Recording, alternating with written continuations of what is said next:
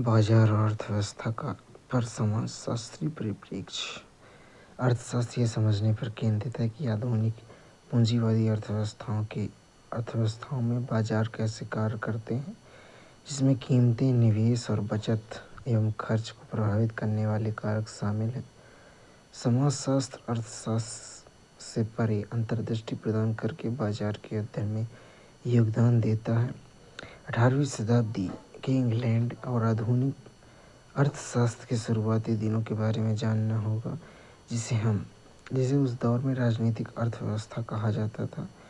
आरंभिक दौर के राजनीतिक अर्थशास्त्रियों में एडम स्मिथ सबसे चर्चित थे, जिन्होंने अपनी पुस्तक द वेल्थ ऑफ नेशन में बाजार की अर्थव्यवस्था को समझने का प्रयास किया, जो उस वक्त अपने शुरुआती दौर में थी।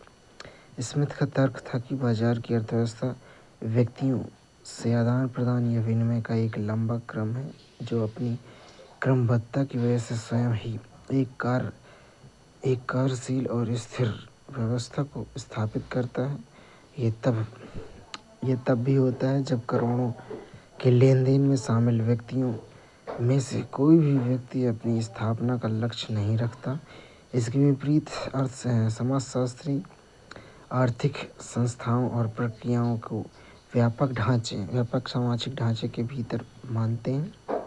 वे बाजारों को सांस्कृतिक रूप से विशिष्ट विशेषताओं के साथ सामाजिक रूप से निर्दिष्ट संस्थानों के रूप में देखते हैं। उदाहरण के लिए, बाजारों को विशिष्ट सामाजिक समूहों का या वर्गों द्वारा नियंत्रित किया जा सकता है और अन्य सामाजिक संस्थानों एवं प्रक्रियाओं के साथ जटिल संबंध हो सकते हैं, जो अर्थव्यवस्था के सामाजिक रूप से अंतर्निहित होने की अवधारणा को दर्शाता है। इस परिप्रेक्ष्य को साप्ताहिक आदिवासी हाट और औपनिवेशिक भारत में एक पारंपरिक व्यापारिक समुदाय के व्यापारिक नेटवर्क जैसे उदाहरणों के माध्यम से चिह्नित किया गया है। छत्तीसगढ़ में जिला बस्तर में घोराई गांव का एक साप्ताहिक आदिवासी बाजार। साप्ताहिक बाजार वस्तुओं के आदान प्रदान के साथ सामाजिक लेन देन, सामाजिक मेल मिलाप के लिए प्रमुख संस्थान है। ग्रामीण भारत में एक तय अंतराल पर विशेष बाजार भी लगते हैं, जिसका एक आवधिक उदाहरण है पशु बाजार। ये आवधिक बाजार विभिन्न स्थानीय और क्षेत्रीय अर्थव्यवस्थाओं को जोड़ता है। यह उन्हें बृहद राष्ट्रीय अर्थव्यवस्थाओं और कस्बों एवं महानगरीय केंद्रों को जोड़ता है। स्थानीय लोग बाजार में अपनी खेती की उपज या जंगल में लाए गए पदार्थों को व्यापारियों को बेचते हैं, जो कस्बों में इन्हें ले जाकर दोबारा बेचते हैं और इन पैसों से आवश्यक वस्तुएं जैसे नमक और खेती के औजार एवं उपभोग की वस्तुएं जैसे चूड़ियाँ या गहने खरीदते हैं। परंतु अधिकांश लोगों के लिए हाट जाने का प्रमुख कारण सामाजिक है, जहां वह अपने रिश्तेदारों से भेंट कर सकता है, घर में जवान लड़के लड़कियों के विवाह तय कर सकते हैं, गप्पे मार सकते हैं, इन्हें अन्य कार्य कर सकते हैं। इन दूर दराजों के क्षेत्रों में को औपनिवेशिक राज्य के नियंत्रण में लाने के बाद इन्हें धीरे धीरे व्यापक क्षेत्रीय और राष्ट्रीय अर्थव्यवस्थाओं में शामिल कर लिया गया। जनजातीय क्षेत्रों को सड़कों का निर्माण करके स्थानीय लोगों को दमन करके खोला गया, जिसमें से कई ने अपने तथाकथित आदिवासी विद्रोहों के माध्यम से औपनिवेशिक शासन का विरोध किया था, ताकि समृद्ध वन और खनिज संसाधनों का दोहन किया जा सके। इसके कारण इन क्षेत्रों में मैदानी इलाकों से व्यापारियों, साहूकारों और अन्य गैर आदिवासी लोगों की आमद हुई। स्थानीय जनजातीय अर्थव्यवस्था में बदलाव आया, क्योंकि वह उपज को बाहरी लोगों को बेचा गया और धन एवं नए प्रकार के सामानों में व्यवस्था में प्रवेश किया। उपनिवेशवाद के तहत स्थापित बागानों और खानों पर काम करने के लिए आदिवासियों को मजदूरों के रूप में भी भर्ती किया गया था। औपनिवेशिक काल के दौरान आदिवासी श्रम के लिए एक बाजार विकसित हुआ। इन सभी परिवर्तनों के कारण स्थानीय जनजातीय अर्थव्यवस्थाएं व्यापक बाजारों से जुड़ गई। आमतौर पर स्थानीय लोगों के लिए बहुत नकारात्मक परिणाम थे। पूर्व औपनिवेशिक और औपनिवेशिक भारत में जाति आधारित बाजार एवं व्यापारिक तंत्र भारतीय आर्थिक इतिहास के कुछ पारंपरिक विवरणों में एक बार भारत को अपरिवर्तनीय के रूप में दर्शाया गया था, जिसमें आर्थिक परिवर्तन के लिए पूरी तरह से उपनिवेशवाद को उत्तरदायी ठहराया गया था। ऐसा माना जाता है कि भारत प्राचीन ग्रामीण समुदायों का देश है जो अपेक्षाकृत स्वनिर्भर थे और उनकी अर्थव्यवस्थाएं प्राथमिक तौर पर गैर बाजारी विनिमय के आधार पर संगठित थी। उपनिवेशवाद के दौरान और भारत की आज़ादी के प्रारंभिक दौर में ऐसा माना गया कि व्यावसायिक रुपये जैसे पैसे की अर्थव्यवस्था के स्थानीय कृषक अर्थव्यवस्थाओं में आने और विनिमय के बृहद क्षेत्रों में उनके शामिल होने के ग्रामीण और नगरीय समाज में व्यापक सामाजिक और आर्थिक परिवर्तन हुए। हालांकि वर्तमान के अध्ययनों ने इस औपनिवेशिक दृष्टिकोण को परिवर्तित किया, जो पारंपरिक और आधुनिक समाज के बीच अंतर पैदा करता है। आधुनिक शोध ने व्यापक व्यापारिक नेटवर्क पर प्रकाश डाला है जो पूर्व औपनिवेशिक भारत में मौजूद थे। उदाहरण के लिए कई गांवों के विभिन्न प्रकार की गैर बाजार विनिमय प्रणालियों जैसे जजमानी प्रणाली मौजूद थी, जिसके पास विनिमय का व्यापक संसाधन था, जिसके माध्यम से कृषि उत्पादों और अन्य वस्तुओं का वितरण होता था।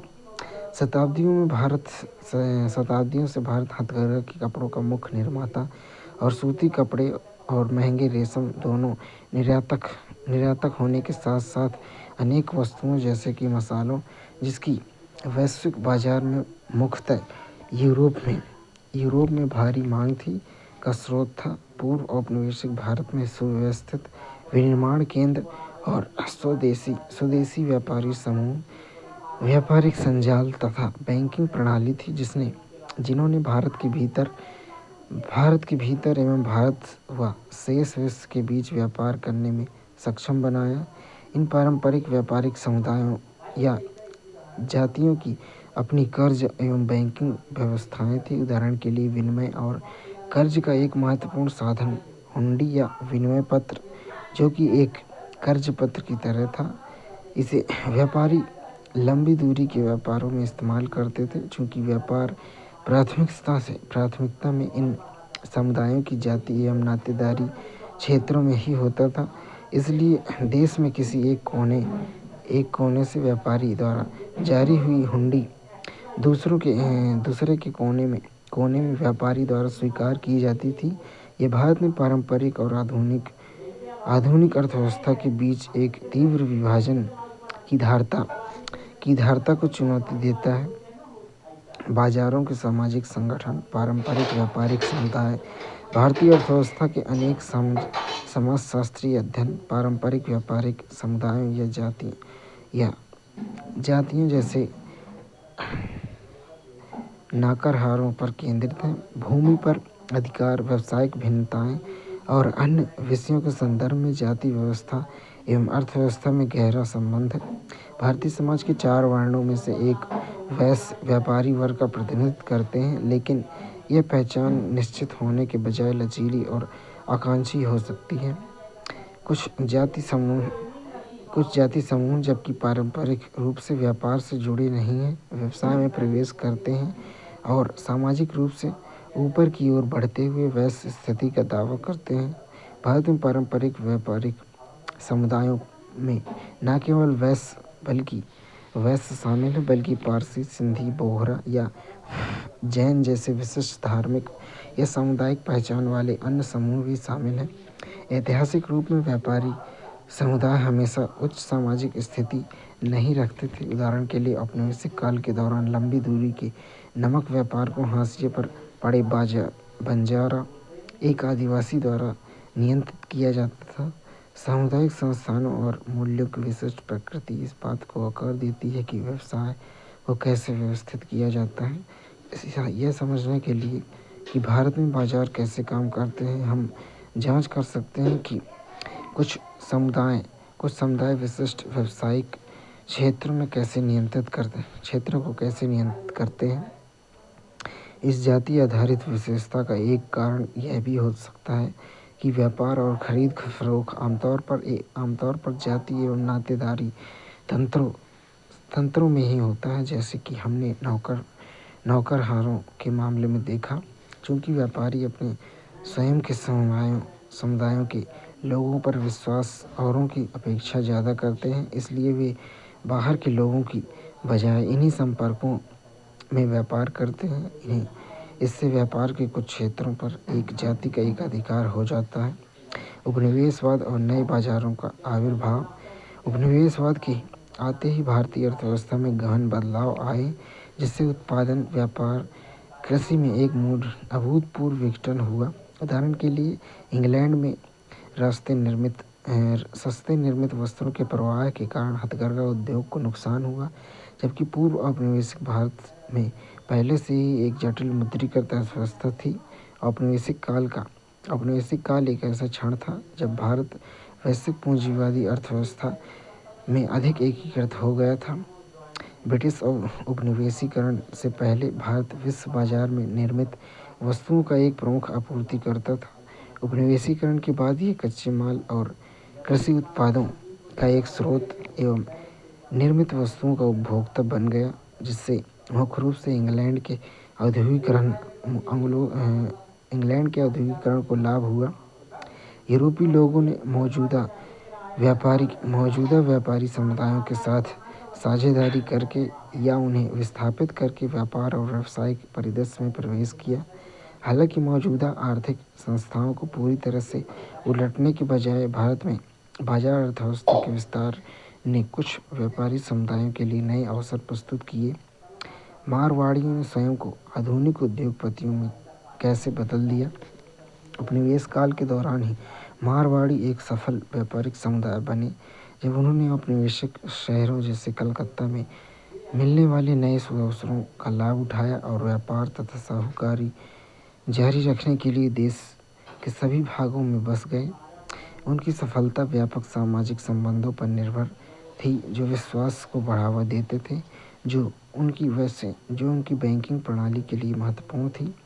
कई मारवाड़ी परिवार ने धन जमा किए, जिससे वे साहूकार बन गए और भारत में ब्रिटिश वाणिज्यिक विस्तार का समर्थन किया। औपनिवेशिक काल के अंत और स्वतंत्रता के बाद के युग में मारवाड़ी परिवार आधुनिक उद्योगपतियों में परिवर्तित हो गए तथा आज भी वे भारत के उद्योग का महत्वपूर्ण नियंत्रण बनाए हुए हैं। उपनिवेशवाद के दौरान एक नए व्यापारी समुदाय का उभर कर आना और छोटे प्रवासी व्यापारी से बड़े साहूकार तथा उद्योगपतियों में बदल जाने की यह कहानी आर्थिक प्रक्रियाओं में सामाजिक संदर्भ के महत्व को दर्शाती है। पूंजीवाद को एक सामाजिक व्यवस्था के रूप में समझना। आधुनिक समाजशास्त्र के संस्थापकों में से एक कार्ल मार्क्स भी आधुनिक पूंजीवाद के मुखर आलोचक थे। मार्क्स ने पूंजीवाद को पण्य, कमोडिटी उत्पाद या बाजार के लिए उत्पादन करने की व्यवस्था के रूप में समझा, जो कि श्रमिक की मजदूरी पर आधारित है। मार्क्स का मानना था कि सभी आर्थिक प्रणाली स्वाभाविक रूप से उत्पादन के विशिष्ट संबंधों के साथ सामाजिक प्रणालियाँ भी हैं, जो वर्ग संरचना को आकार देती हैं। मार्क्स ने इस बात पर जोर दिया कि अर्थव्यवस्था चीज़ों से नहीं बल्कि लोगों के बीच रिश्तों से चलती है, जो उत्पादन की प्रक्रिया के द्वारा एक दूसरे से जुड़े होते हैं। उत्पादन के पूंजीवादी तरीकों में श्रम स्वयं एक वस्तु बन जाता है, क्योंकि श्रमिकों को मजदूरी के बदले अपना श्रम बेचना पड़ता है। इस व्यवस्था में दो आधारभूत वर्गों का गठन होता है: पूंजीपति, जो उत्पादन के साधनों जैसे कारखानों के मालिक, और श्रमिक, जो अपना श्रम पूंजीपतियों को बेचते हैं। पूंजीपति वर्ग को इस व्यवस्था में मुनाफा होता है, क्योंकि वे श्रमिकों को उनके काम के बराबर दाम नहीं देते। ऐसा करते हुए वे उनके श्रम के अतिरिक्त मूल्य निकाल लेते हैं।